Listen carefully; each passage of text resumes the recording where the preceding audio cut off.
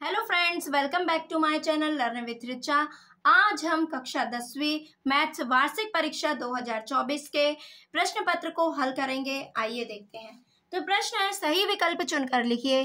प्रसिद्ध यूनानी गणितज्ञ थैल्स का समय काल है, तो क्या है 640 से 546। ठीक है ना। हमारा राइट आंसर क्या होगा 640 से 546। बिंदु P 3 2 Q ऋण 2 ऋण 3 के बीच की दूरी है।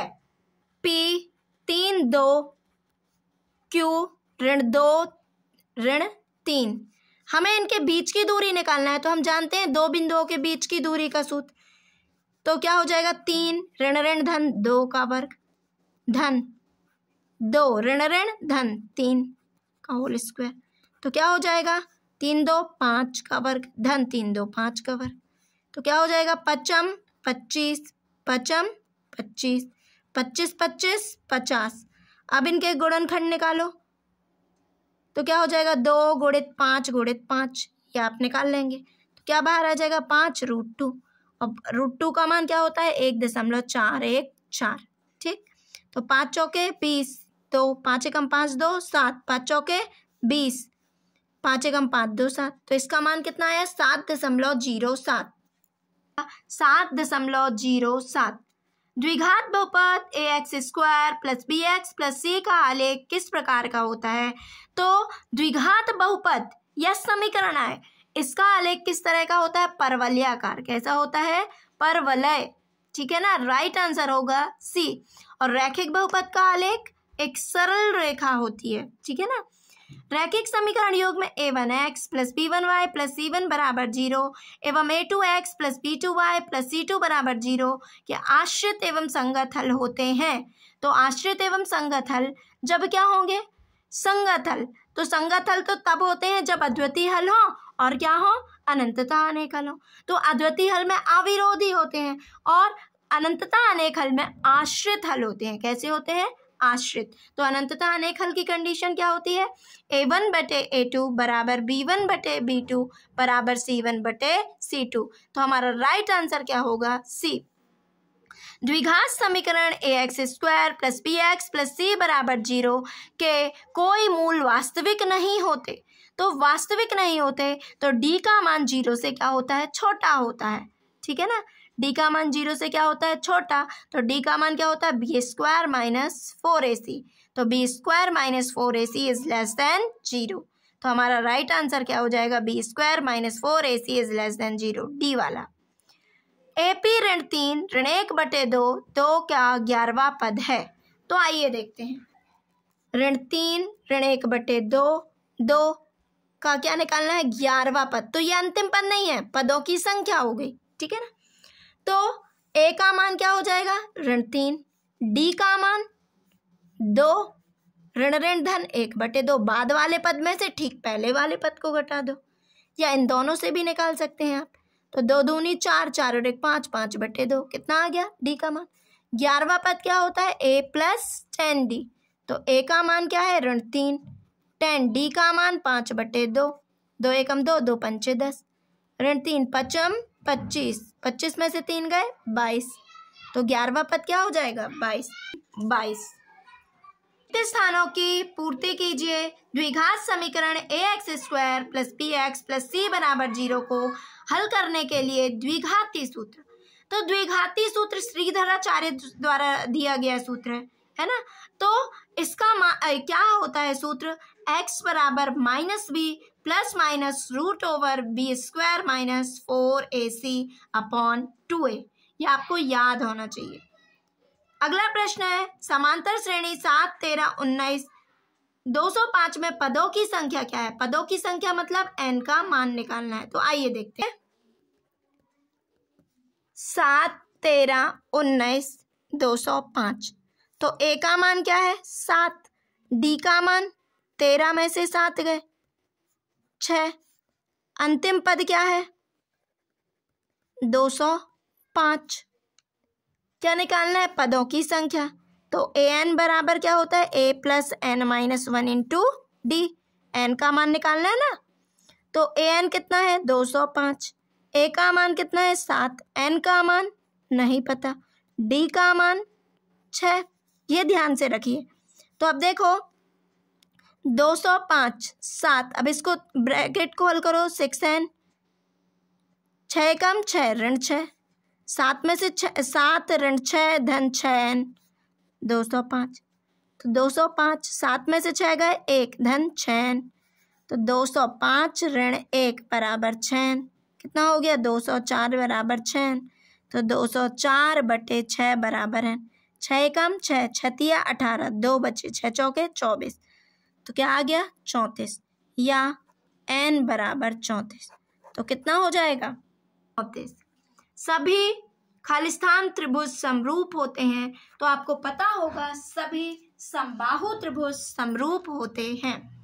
आर त्रिज्या वाले वृत्त के त्रिज्यखंड जिसका कोण अंशों में थीटा है, तो संगत चाप की लंबाई क्या होगी। जब थीटा कोण है तो चाप की लंबाई थीटा बटे 360 गुणे 2 पाई आर होती है। ठीक है ना। √3 एक खालिस्तान संख्या है, तो ये आपको पता है, आप सिद्ध भी किए हैं। √3 क्या है, एक अपरिमेय संख्या है। चर x के बहुपद px में x की उच्चतम घात, जो उच्चतम घात होगी वही उस बहुपद की क्या कहलाएगी, घात। तो क्या कहलाएगी, बहुपद की घात कहलाती है। मैं सत्य असत्य लिखिए। त्रिकोणमितीय अनुपातों की सहायता से किसी वस्तु की ऊंचाई या लंबाई या दो सुदूर वस्तुओं के बीच की दूरी ज्ञात की जा सकती है, तो क्या होगा, सत्य है ना। त्रिकोणमितीय अनुपातों की सहायता से हम किसी वस्तु की ऊंचाई, दूरी या दूर स्थित वस्तुओं की दूरी ज्ञात कर सकते हैं, सत्य है। दिए हुए प्रेक्षणों में वह मान जो सबसे अधिक बार आता है माध्य कहलाता है। क्या हो जाएगा, असत्य।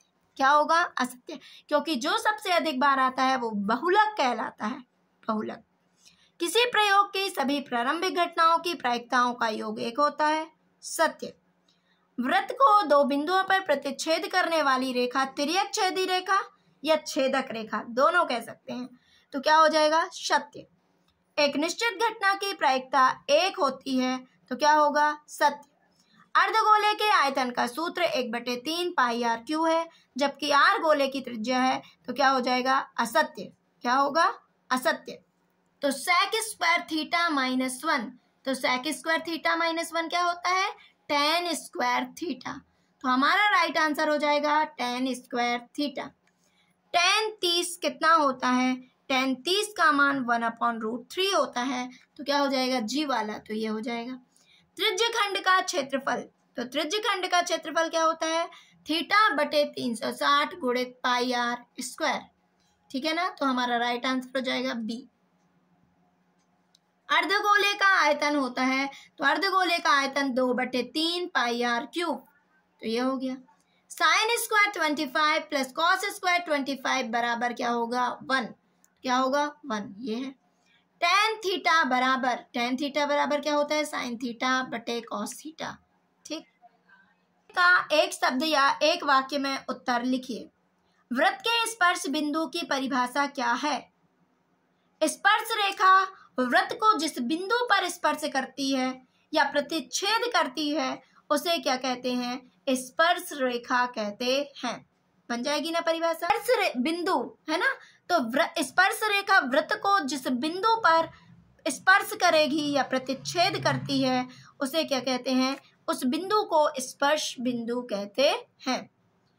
एक वृत्त के वृत्तखंड का क्षेत्रफल ज्ञात कीजिए। तो क्या होता है, वृत्तखंड क्या होता है, जो चाप संगत जीवा और चाप के बीच का क्षेत्र। ठीक है ना, तो यह हो गया त्रिज्यखंड, ये इतना भाग पूरा ये। ठीक है ना, तो हम क्या करेंगे, संगत त्रिज्यखंड का क्षेत्रफल और इससे त्रिभुज के क्षेत्रफल को घटा देंगे तो ये निकल आएगा ना। तो संगत त्रिज्यखंड का क्षेत्रफल माइनस संगत त्रिभुज का क्षेत्रफल। ठीक है ना, यही होगा किसका सूत्र, वृत्तखंड का फल माइनस संगत त्रिभुज का क्षेत्रफल। किसी एपी के nवां पद ज्ञात करने के लिए सूत्र क्या होता है, तो an बराबर a plus n minus 1 into D. आधारभूत समानुपातिकता प्रमेय का कथन लिखिए। तो थेल्स प्रमेय ही पूछ रहा है। तो क्या होता है, किसी त्रिभुज की एक भुजा के समांतर खींची गई रेखा त्रिभुज की अन्य दो भुजाओं को समान अनुपात में विभक्त करती है। ठीक है ना, बन जाएगा आपसे। अब छेदक रेखा क्या है, तो आइए देखते हैं। यह है छेदक रेखा, वह रेखा जो वृत्त को दो बिंदुओं पर क्या करती है, प्रतिच्छेद करती है, उसे क्या कहते हैं, छेदक रेखा। तो वृत्त को दो बिंदुओं पर प्रतिच्छेद करने वाली रेखा छेदक रेखा कहलाती है। x² + bx + c के शून्यकों के गुणनफल का सूत्र क्या होगा, तो आपको पता है शून्यकों का गुणनफल बराबर होता है c/a। क्या होता है, c/a।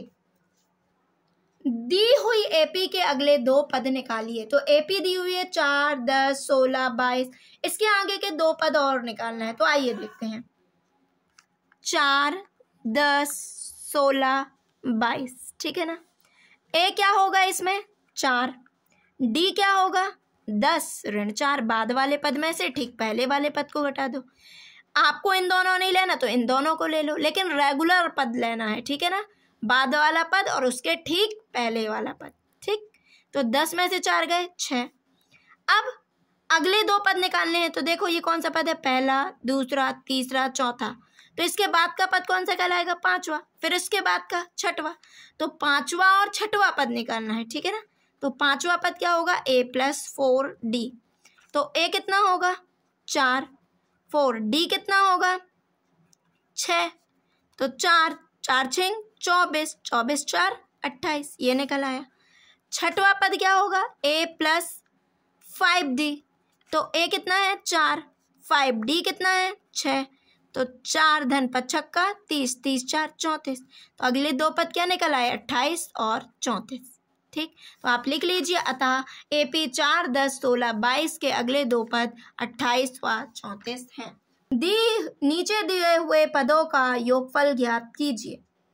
क्या निकालना है, योगफल। 34 धन 32 धन 30 धन 10। ठीक है ना, ये दिए हुए हैं। तो आइए देखते हैं। धन 32 धन 30 धन 10। ठीक, तो हमें योगफल निकालना है।